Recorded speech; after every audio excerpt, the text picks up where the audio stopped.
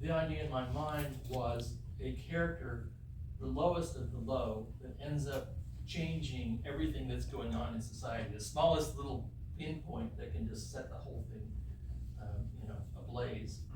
And so that's where the idea came from. And then I found a fact that I had never come across. And it's hard to find stuff I haven't come across in Victorian London. What is this concept called a crawler? A crawler was a beggar who begged from other beggars.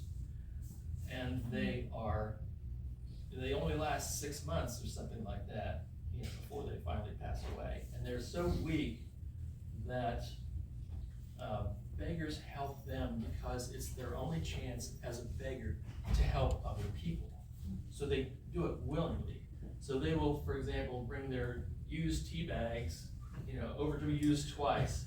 And the bar owners and stuff like that would bring them hot water because, it's their chance in a, bad part of the East End to help these people.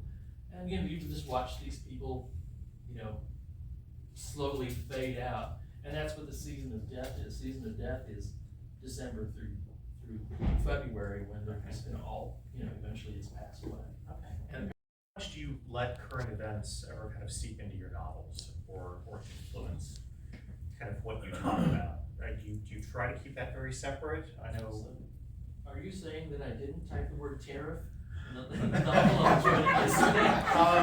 I don't know. I didn't find it in this one, but I did read it in print, so I couldn't control F for that. I seriously love doing that. I love putting things that are happening right now in a different version back there, and it's like, are they going to pick this up? This is and I've always done that. I've had the weirdest things happen. I had one book about, let's see which one that was, about child kidnapping, and all that sort of thing going on at the time. And no sooner did it come out, but the very first day that it came out, there was a big article about Nigerian children being trafficked through London.